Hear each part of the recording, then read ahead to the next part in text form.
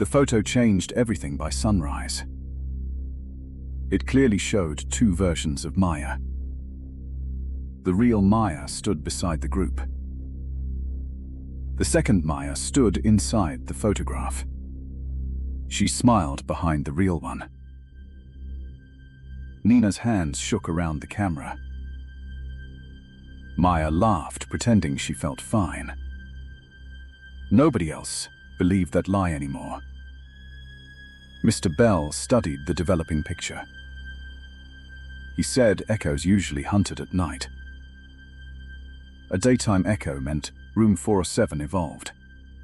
Ethan insisted Maya never walk alone. She argued, but nobody listened. The campus morning looked painfully normal. Maya hated how normal people seemed. Nina kept photographing every reflective surface. Mr. Bell brought them to security. He knew an aging surveillance technician. The technician owed him old favors. They checked cameras from early morning. Then Maya appeared near the library. One camera showed her walking west.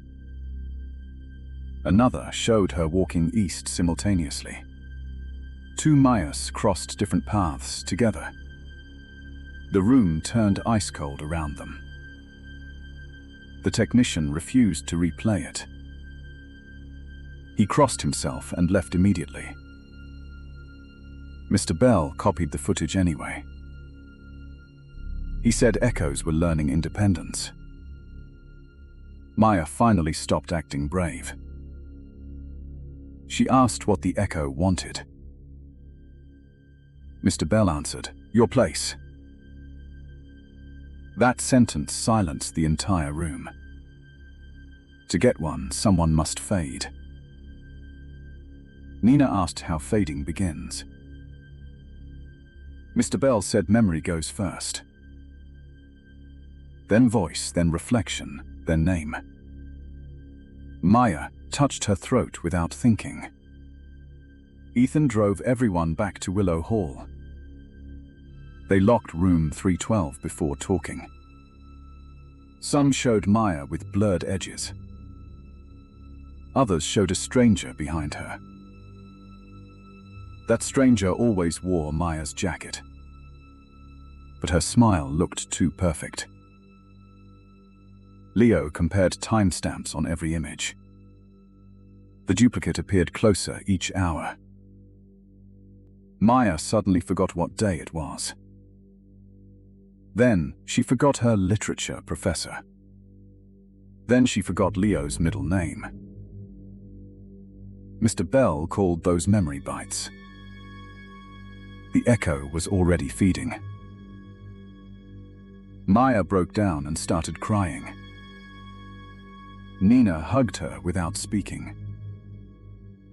Ethan made a desperate new plan. They would bait the echo publicly. Then it would reveal itself. At noon, Maya crossed the quad. Ethan and Leo watched from benches. Nina watched through a camera lens. Mr. Bell monitored rooftop reflections. Students moved around them, unaware. The real Maya reached the fountain. A second Maya appeared near the statue. She copied every motion exactly. When real Maya fixed her sleeve, so did she. When Maya looked left, so did she. They were separated by 20 feet. Nina captured burst photos rapidly. Then the echo looked directly at her. It smiled without moving Maya's way. That proved it had independent awareness. Leo yelled, and students scattered. The echo turned and walked calmly away. Ethan chased through the history wing. Maya and Nina ran behind him. The echo entered the old theater building. Nobody used it after a fire. The hallway inside smelled like wet dust. Posters peeled from the walls silently. At center stage stood another Maya. Then another appeared beside her. Then another at the balcony rail. 3 echoes watched the real Maya. Mr. Bell arrived, breathless and pale. He said the theater held old mirrors. The stage lights switched on alone. A recorded applause filled the darkness. The echoes bowed like performers. Ethan grabbed her before she fell. Nina flashed the camera repeatedly. Each flash removed one echo briefly, but 2 others always remained. Leo found the burned control booth. Inside sat a cracked rehearsal mirror. Elara appeared inside the cracked glass. She wrote with a dripping finger. "Break the lead reflection," she warned. Mr. Bell guessed one echo anchored the rest. They studied the stage carefully. Only one shadow touched all lights. That Maya stood center stage smiling. Ethan hurled a prop stand forward. It shattered the floor light nearby. Nina fired one blinding flash.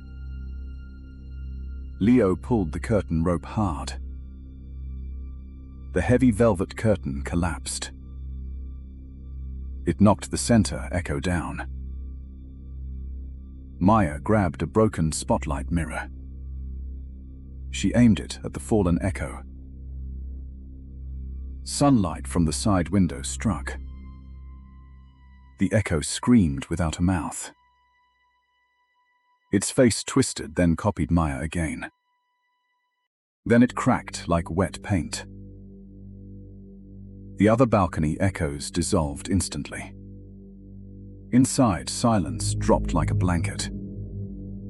Real Maya could remember everything again. She even recalled Leo's embarrassing middle name. Everyone laughed from pure relief. Then Nina checked her newest photo. Beside Ethan stood another Ethan. Willow Hall never truly slept after midnight. Neither did Ethan, Maya, Leo, or Nina. They treated every night like stolen freedom. They ordered noodles and mocked campus ghost stories, especially stories about the abandoned East Wing. One rainy Thursday, boredom became their worst idea. Leo suggested visiting the 24-hour Riverside Market. Maya grabbed her jacket before anyone answered. Nina brought a camera for ridiculous midnight photos. Ethan promised they would return before 2. At 1:15, they quietly left Willow Hall. Rain polished every street into black mirrors. Their laughter echoed through the silent university district. The market glowed beneath one buzzing blue sign. Inside, an old clerk watched them without smiling. Then Nina noticed someone standing outside alone. A young woman waited beneath the broken awning. Her soaked hair covered most of her face. She wore an outdated blue dormitory cardigan. Maya assumed she was another stranded student. She pointed toward Willow Hall across the river. Ethan offered to let her walk beside them. The clerk suddenly dropped a glass bottle. When they turned back, his face looked terrified. The woman followed several steps behind the group. Her bare feet made no sound on pavement. Nobody noticed her reflection never entered puddles. Halfway home, every street lamp blinked off together. For 3 seconds, the city completely disappeared. When lights returned, the woman walked much closer. Nina photographed everyone, laughing at their fear. Behind them, the woman stared directly forward. They reached Willow Hall at exactly 2. The security desk remained empty and dark. The elevator doors opened before Ethan pressed anything. The woman entered first, still saying nothing. Maya pressed 3 where their rooms were. Yet the elevator climbed past their chosen floor. It stopped at 4 with a violent shudder. Willow Hall officially had no 4th floor access. The doors revealed a narrow, unlit corridor. The woman stepped out and finally smiled.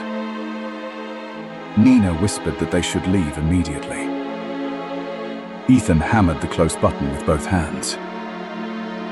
The woman turned toward them without moving closer. The doors shut just before she reached them. Their elevator dropped suddenly to the 3rd floor. They hurried into room 312 and locked everything. Leo claimed the woman was performing some prank. Nina checked the photograph from outside the dorm. The 4 friends stood clearly beneath the entrance. The woman appeared between Maya and Ethan. Her face was now inches from the camera. Nina deleted the picture without showing anyone. At 3:17, every phone vibrated together. The deleted photograph appeared inside their group chat. A new message appeared beneath the photograph. It simply said, "Thank you for bringing me." Ethan unplugged the router and removed every battery. Still, another message arrived on Nina's phone. This one contained a photograph of room 312.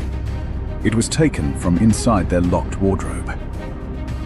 Leo pulled the wardrobe open with a chair. Only hanging clothes moved in the darkness. They slept with every lamp burning that night. They promised never to mention the woman again. But the following nights offered them no escape. Wet footprints appeared beside Ethan's empty bed. Maya heard humming inside the bathroom mirror. Leo woke with mud beneath his fingernails. Nina discovered long black hair inside her camera. None of them attended class that entire week. They argued constantly and slept in short shifts. Every night, the humming grew slightly louder. Every morning, another photograph appeared online. Each image showed the woman entering Willow Hall. In every newer picture, she looked less transparent. Finally, they confronted the old night security guard. Mr. Bell listened without interrupting their story. Then he locked the lobby doors behind them. He asked whether the woman wore blue. Nobody answered, but their faces answered everything. Mr. Bell opened a cabinet of forgotten records. One photograph showed Willow Hall 27 years earlier. The same woman stood beside room 407. Her name was Elara Weil, a missing student. Police believed she had run away during winter. Mr. Bell believed something far worse happened. He warned them never to search the East Wing. Naturally, fear made them search that very night. At 3:17, the elevator opened automatically. The 4th floor corridor waited beyond the doors. This time, lights flickered awake one by one. Wet footprints guided them through peeling wallpaper. Behind them, the elevator vanished into solid bricks. Leo tried running back, but the hallway stretched. Every door displayed the number 312. Their own room seemed repeated dozens of times. Maya began crying, unable to control her breathing. Nina followed the footprints toward a blank wall. She discovered a brass doorknob beneath loose wallpaper. Together, they uncovered the faded number 407. Ethan opened the door before courage disappeared. Inside waited 4 beds covered in grey dust. A 5th bed looked freshly slept inside. Hundreds of photographs covered the cracked walls. Every picture showed different groups of 4 friends. The newest photograph showed Ethan, Maya, Leo, Nina. But another figure stood among them, smiling. Nina realized the photograph contained 5 living shadows. Then something softly closed the door behind them. Elara's voice whispered directly beside Ethan's ear. "You brought me home, but one stays." All 4 phones displayed a live camera feed. The feed showed room 312 currently empty. Then Nina appeared on screen, sleeping inside their room. The real Nina stood beside them, screaming silently. A second Nina slowly opened her on-screen eyes. She smiled and whispered, "Which one followed you?" The lights died as someone knocked from inside. Darkness swallowed room 407 after the knock. Someone knocked again, this time beneath them. Nina's phone lit without anyone touching it. Its flashlight revealed 4 terrified faces. Elara had vanished from Ethan's side. The door behind them had vanished too. Another knock rose from the 5th bed. The mattress lifted, like something breathing. Leo wanted to run, but nowhere remained. Ethan pulled the damp blanket away. A square opening waited beneath the mattress. Warm light shone from room 312 below. Then Nina's voice called from beneath them. Real Nina answered from inside room 407.